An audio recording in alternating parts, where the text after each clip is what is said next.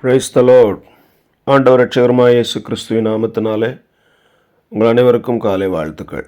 இந்த நாள் நம்முடைய தியானத்திற்காக ஆதியாகமம் 45 அதிகாரம் 7வது வசனம். ஆதியாகமம் 45:7. பூமியிலே உங்கள் வம்சம் ஒழியாமல் இருக்க உங்களை ஆதரிக்கிறதற்காகவும் பெரிய இரட்சிப்பினால் உங்களை உயிரோடே காப்பதற்காகவும் தேவன் என்னை உங்களுக்கு முன்னமே அனுப்பினார். தேவன் என்னை உங்களுக்கு முன்னமே அனுப்பினார். இந்த நாள் நம்முடைய செய்தியினுடைய தலைப்பு, தேவன் சரியாக திட்டமிடுகிறவர். நம்முடைய தேவன் தம்முடைய பிள்ளைகளுடைய வாழ்க்கையில், ஒவ்வொருவருடைய வாழ்க்கையில் அவரை நம்புகிற, அவருக்கு பிரியமாக இருக்கிற, அவருக்கு உண்மையாக இருக்கிற, அவரை பின்பற்றுகிற ஒவ்வொருவருடைய வாழ்க்கையிலும், அது எத்தனை கோடி ஜனங்களாக இருந்தாலும் சரி, உங்கள் வாழ்க்கையை பக்காவாக பிளான் பண்ணுறது தான் ஆண்டவருங்க. பாருங்கள், ஆபிரகாமின் தேவன், ஈசாக்கின் தேவன், யாக்கோபின் தேவன், முற்பிதாக்களின் தேவன். ஆபிரகாமுக்கு என்ன வாக்குத்தத்தம் கொடுத்தாரோ அதை ஈசாக்கின் வாழ்க்கையில் நிறைவேற்றி, ஈசாக்குக்கு கொடுத்த வாக்குத்தத்தத்தை யாக்கோபின் வாழ்க்கையில் நிறைவேற்றி, யாக்கோபுக்கு கொடுத்த வாக்குத்தத்தத்தை, அதற்கு முந்தி 2 பேருக்கும் கொடுத்த வாக்குத்தத்தத்தை யோசேப்பின் மூலமாக அந்த குடும்பம் ஆதரிக்கப்பட வேண்டும். இது ஆபிரகாமின் சந்ததி, என்னை பின்பற்றின என் ஜனங்களின் சந்ததி என்று சொல்லி பாருங்கள், வரப்போகிற ஒரு கொடிய பஞ்சத்துக்கு எவ்வளோ அழகாக பிளான் பண்ணி யோசேப்பை அந்த வீட்டிலருந்து முன்கூட்டியே தெரிந்தெடுத்து அவனை குழியில் போட வச்சு, அப்புறம் போத்திபாருடைய வீட்டில் வேலை செய்ய வச்சு, ஜெயிலில் கொண்டு போய் வச்சு உருவாக்கி, எதுக்காக?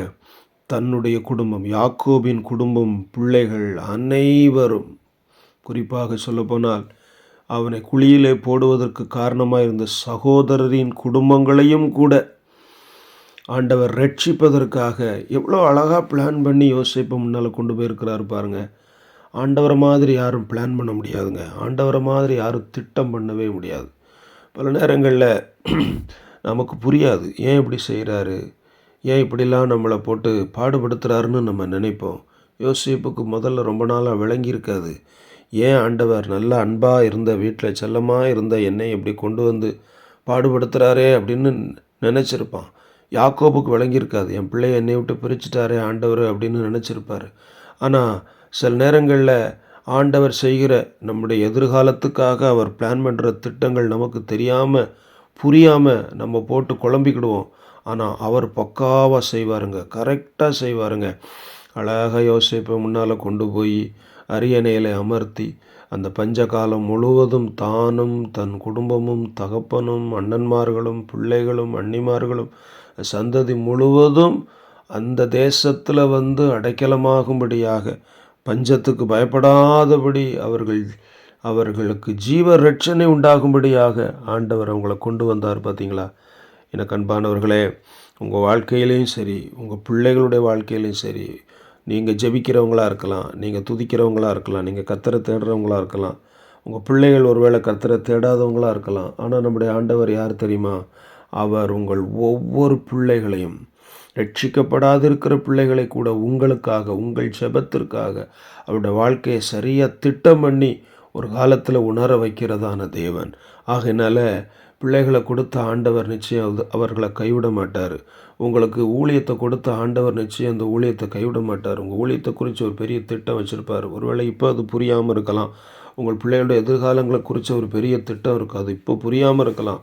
பொறுமையாக காத்துருங்க. அவருடைய வாக்கு தத்தங்கள் நிறைவேறும் வரை காத்துருங்க.